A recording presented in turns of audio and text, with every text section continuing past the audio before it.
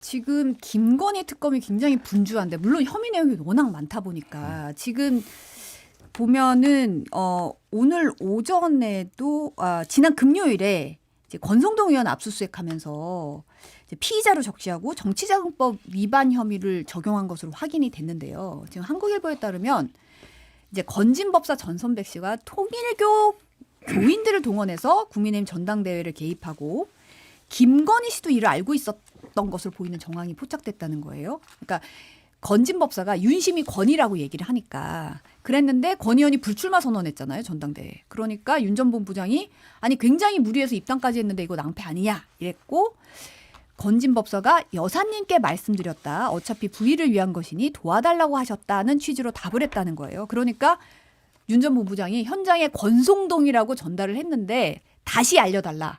그러니까 다시 알려달라는 건 권성동이라고 했는데 불출마 선언했으니까 그럼 다음 스텝을 알려달라 이런 취지로 보이는데 이 기사 어떻게 보세요? 이것도 뭐 거의 실체적 진실에 빠른 속도로 접근해 가고 있구나 하는 느낌인데 여기서 권성동이라고 하는 등장인물은 주연이 아니고 조연입니다. 그러니까 통일교가 이른바 그 윤건희 부부에게 뭔가 그 청탁할 게 있어가지고 근데 모든 게 기브 앤 테이크 아닙니까?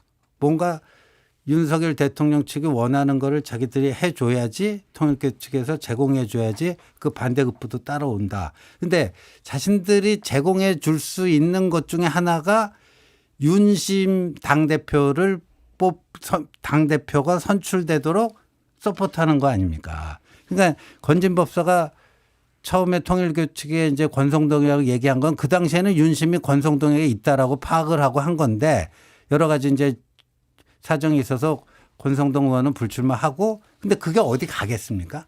그러니까 권성동이 출마했느냐 불출마했느냐는 굉장히 지엽적인 문제죠. 그러니까 통일교가 윤석열 대통령 부부가 원하는 거를 그 제공을 했는가 안 했는가.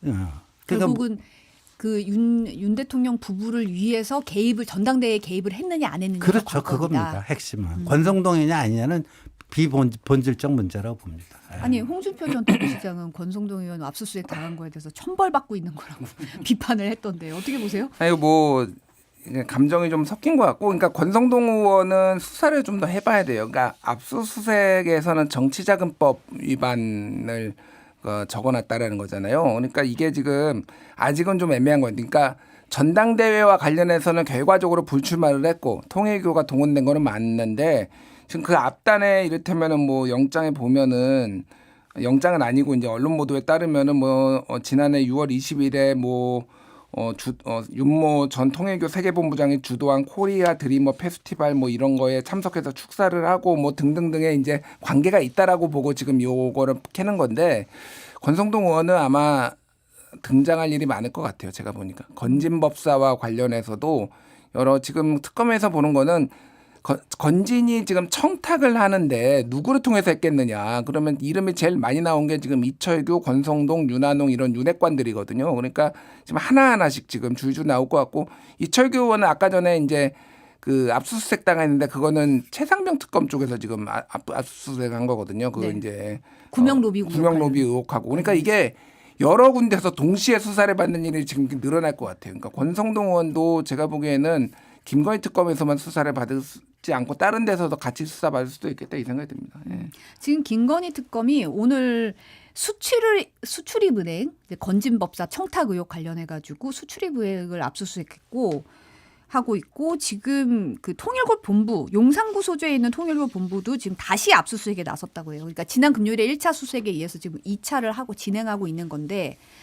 특검이 근데 경기도 가평의 본산도 압수수색을 했잖아요. 지난 금요일에. 그런데 이제 건진법사의 비밀의 방에 이어서 통일교 측에도 비밀의 방이 있었다는 겁니다. 이 안에 뭐 명품 가방, 원화, 달러, 엔화, 현금 다발이 쏟아졌고 뭐 다른 방에는 뭐 다수의 기금속도 발견이 됐고 김건희 씨에게 선물로 건넸던 윤 본부장이 최고 책임자였던 그 세계본부 통일교 세계본부 회계 자료도 다수 확보했다는 건데 이게 결과적으로 이제 청탁 의혹, 수출입은행 압색을 보면 사실 캄보디아 경제협력기금 이거 관련돼서 쭉 연결고리를 특검이 들여다보고 있는 것 같아요. 그렇죠. 그러니까 그 뭐 3년치 회계 자료 확보했다 뭐 그런 얘기까지 나오더라고요. 근데 이제까지는 이제 통일교가 건진법사를 통해서 뭐 6천만 원짜리 무슨 다이아몬드 목걸이, 샤넬백 이것만 있었는데 통일교가 한 게 굉장히 많잖아요. 이를테면 YTN 먹으려고 했잖아요. 근데 거기에 또 등장하는 인물이 이철규 의원 아닙니까? 근데 권성동 의원은 압수수색 당하면서 뭐라고 해명했냐면 난 통일교로부터 돈 받은 적 없다. 예, 돈 받은 적 없다. 뭐 이거거든요. 그렇다면은 지금 권성동 의원이 통일교의 그 민원 사항 중에 어떤 거를 좀 도와줬는지 이게 지금 나와야 됩니다. 그러니까 모든 게 기브 앤 테이크 아니에요. 예를 들면 뭐 YTN 인수하는데 도움을 줘가지고 거기에 대한 뭐 대가로 뭘 받았다든가 하는 건데 근데 상식적으로 보면은 김건희 여사 측으로만 금품이 갔을 리는 없어요. 이 역대 뭐 이 비슷한 사건 보면 주변 관계인들 특히나 당시 뭐 윤핵관이라고 불리웠던 분들에게는 다 뭐가 있었겠죠. 그러면 그게 이제 이 사건 구성이 좀 뭐의 대가로 뭐가 갔다 뭐 이런 게 좀 뭐 조만간 뭐 특검이 밝혀내야 될 숙제 같습니다. 예. 이거 근데 압수수색 대상이 아니라서 거기 보기만 하고 사진만 찍고 그냥 두고 왔다고 하잖아요. 현금 다발은 이제 예, 대상이 예. 아니어서. 예. 그러니까 그 무슨 귀금속 그런 것도 대상이 아니다. 그러니까 되게 궁금해요, 사실은. 현금 다발을 집에다 쌓아놓고 집은 아니지만 사무실에 쌓아놓고 있는 거는 이게 무슨 용도일까?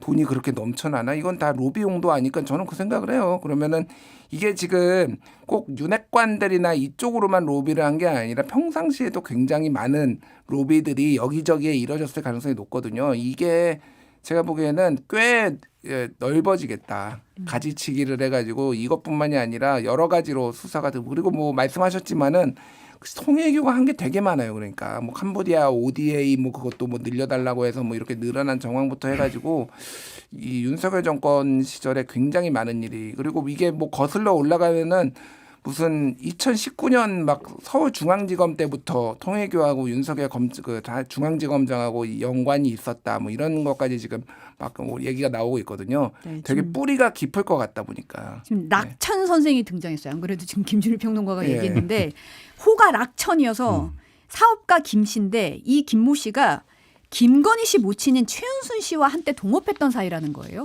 근데 이 낙천 선생이 이 특검이 확보한 수첩이나 달력에 보면 뭐 오랜 기간 통일교 측과 교류한 흔적이 있는데 여기에 윤 전 대통령이 서울중앙지검장 지냈던 2019년 수첩에 통일교하고 이렇게 화살표하고 윤석열 이런 메모가 있다는 겁니다. 그러니까 이게 생각보다 더 오래된 인연일 수 있겠다라는 게 이제 특검이 지금 들여다보고 있다는 건데 이 부분 어떻게 보세요? 근데 이제 그 저희 당에요.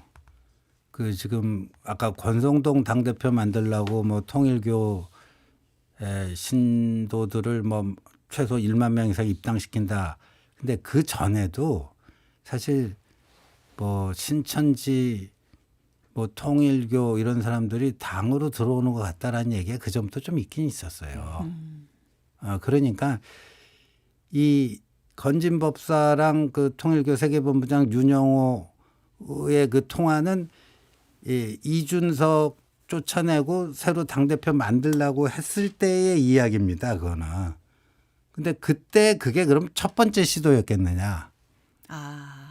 통일교 신자들을 당원으로 집어넣어서 특정 후보 밀어주는 이 행위가 처음 시도하는 행위였는가. 저는 아니었을 가능성이 높다고 보거든요. 네. 그럼 그 전에는 또 언제 누구를 돕기 위해서 그런 행위들을 또 했는가. 모르겠어요. 특검이 그거 거기까지 밝혀낼 수사력이 있는지 없는지는 모르겠습니다만 제 약간 촉으로는 그게 처음은 아니다 이렇게 봅니다. 아니 뭐 그 말씀하신 얘기는 되게 소문이 무성했어요. 그러니까 신 의원님 뭔가 알고 계시는 것 같은데 지금 말을 아끼시는 것 같아요 지금. 그러니까 이거는 뭐 약간의 음모론 같은 건데 새누리당의 이름부터 신천지에서 왔다는 얘기까지 있었어요. 그러니까 신천지를 우리말로 하면 새누리 뭐 이래가지고 그런 얘기부터 해가지고 오랜 얘기가 있었죠. 오래 전부터 이제 뭐 그리고 윤석열 이제 검찰총장 시절에 그 뭐였죠? 그 코로나가 신천지가 이제 방역 그 이제 위반을 했는데 신천지에 대한 압수수색을 계속 안 해가지고 이것도 그때 당시에 이제 막 논란이 되고 그랬거든요. 그래서 뭐 통일교가 됐든 신천지가 됐든 막 이런 류에 막 엮여 있는 게 굉장히 많고 그 뭐 소문은 진짜 무성합니다.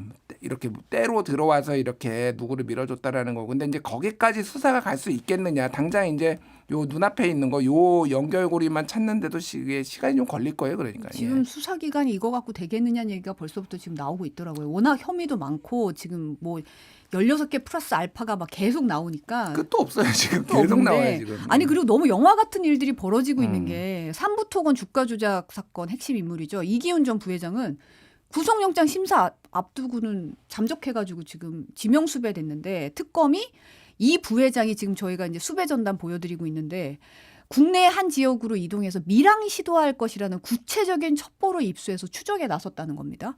그 집사로 지목된 김혜성 씨 같은 경우도 베트남에 있다 그랬었는데 지금 태국으로 입국한 게 확인이 됐고 그래서 적색 수배 내려진 상황이고요.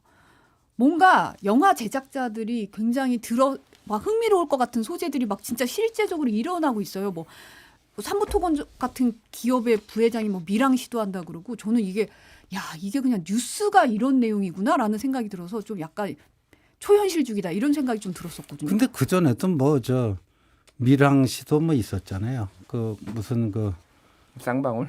쌍방울 저 김성태 그 회장도 뭐 베트남 동남아시아에 있다가 들어왔고 뭐 그렇잖아요. 그다음에 또 그 김봉현인가 뭐 또 그 라임 거기도 뭐 밀항 시도 한 적이 있었고 예. 뭐 빨리 검거하는 게 뭐 최상책이죠. 그러니까 뭐 지금 이게 그러니까 이것도 있고 지금 이제 삼부토건 쪽이잖아요. 삼부토건이 2020년에 창원 내곡지구 도시개발 사업을 수주를 했는데 이게 주가 조작 소재로 이제 쓰려고 하는 거 아니에요. 왜냐하면 2020년이면은 이미 삼부토건이 거의 뭔가 뭐라고 할까 기업으로서의 기능을 제대로 하지 못하는 그런 상황이었거든요. 이미 굉장히. 그래서 이거를 이제 수주를 해가지고 뭐 그 소재로 쓴 거 아니냐 뭐 이런 것까지 좀 수사를 펼친다고 하고 이종호 저 블랙펄 인베스트 그 대표 같은 경우에는 집행유예로 만들어주겠다라고 해서 김건희 이름 팔아가지고 8천만 원 수뢰한 거를 지금 특검에서 보고 있다라고 하고 지금 이게 막 하나가 아니라 지금 막 가지를 치고 있어요 지금 이게. 하나만도 어마어마한 일들이 예. 지금 여러 개가 뭉쳐서 김건희 특검에서 지금 계속 이루어지고 있더라고요. 그러니까요. 예. 요거는 특검 수사 진행 방안 좀 봐야 될 것 같고 국민의힘 상황 좀 보겠습니다. 국민의힘 장도경 의원이 오늘 오전 SNS에 연일 내부 총질자들에 의해 당이 온통 극우 프레임에 빠지고 있다. 반드시 당대표가 되어 당과 당원을 모독한 자들에 대해 책임을 묻겠다. 당대표 출마를 공식화했습니다. 이 출마의 변 어떻게 보셨습니까? 상당히 좀 감정적으로 좀 들렸거든요. 그럼 극우를 극우라고 부르지 뭐라고 부릅니까? 뭐 지금 장동혁 의원 오늘 이 아침에 그 페이스북에 굉장히 저도 그 페이스북 그걸 보면 문자만 보이지만 문자 뒤에 그 보이는 그 격앙된 감정 네. 이런 게 읽히더라고요. 그 극우를 극우라고 부르지. 그 뭐 좀 모든 당원들을 뭐 홍길동 만들려고 그런 거예요, 뭐예요 지금? 근데 이제 장동혁 의원은 12월 3일 계엄의 밤 때 그 자발적인 의지로 계엄 해제 요구 결의안에 찬성표를 던진 사람입니다. 예. 뭐 한동훈 비위 맞춰갖고 그게 아니고 본인이 그 국회에 위험을 무릅쓰고 들어가서 그 저희 당 소속 18명이 그 계엄 해제 요구 결의안 표결에 참여하지 않았습니까? 그 중에 한 명이에요. 그런데 몇 달 사이에 사람이 급변하죠. 급변해서 이른바 아스팔트 그 반탄 집회에 나가서 비상계엄은 하나님의 계획, 하나님의 계시였다 뭐 이런 얘기를 합니다. 예. 어떻게 비상계엄을 그런 하나님의 계획이라는 표현을 쓸 수 있는지 도대체 무슨 뭐 기독교 신자인 건 알겠는데 그 이게 뭐 신성 모독 아닌가 하는 생각이 들기도 하고 그리고 그 이후에는 더 심해졌어요. 이 반국가 세력에 맞서서 자유민주주의를 지키라는 시대적 명령이었다 비상계엄은. 그러면 그 사람이 작년 12월 3일 계엄 해제 요구 결의안에 찬성표를 던진 그 동일인 맞는가? 그렇잖아요. 이게 뭐 시대적 명령이고 자유민주 헌정 질서를 지키기 위한 구국의 결단이었다 뭐 이런 건데 너무 급변침을 했어요. 급변침 그러니까 한 인간의 그 의식 세계 이게 저는 설명이 잘 안 돼요. 설명이 잘 안 됩니다. 그러니까 본인 정리부터 좀 했으면 좋겠어요. 본인 정리부터.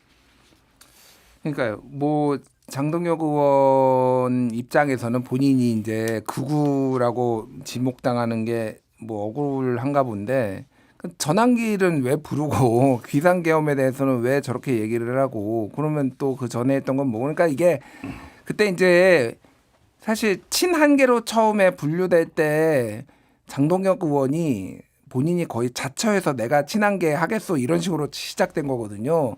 근데 갑자기 이제 친한계에서 돌아서 가지고 뭐 저쪽으로 이제 갈 때도 갑자기 뜬금없이 이제 이게 좀 불리한 것 같으니까 굉장히 그 상황에 따라서 이익을 좀 쫓아다니는 스타일의 정치를 지금까지 하고 있다라고 볼 수밖에 없어요. 지금 상황이. 그러니까 그렇게 와가지고 아까 얘기했듯이 막 신의 계시까지 얘기하면은 이거에 대해서 본인이 정확하게 해명을 하든지 아니면은 극우라고 하는 거 그냥 받아들이고 그냥 계속 뭐 저기 손 잡고 가든지 전환기 씨 손 들고 가든지 뭐 이게 이랬다 저랬다 조금 뭐 좀 종잡을 수가 없는데 글쎄요 뭐 김문수 후보까지 출마를 하고 그러면은 완주할 수 있을까 그 생각이 들어요 사실은. 예, 제가 보기에는 낙마할 가능성도 높은 것 같다. 그러니까 중도 사퇴할 가능성도 있는 것 같아요. 중도 사퇴 가능성. 예, 예.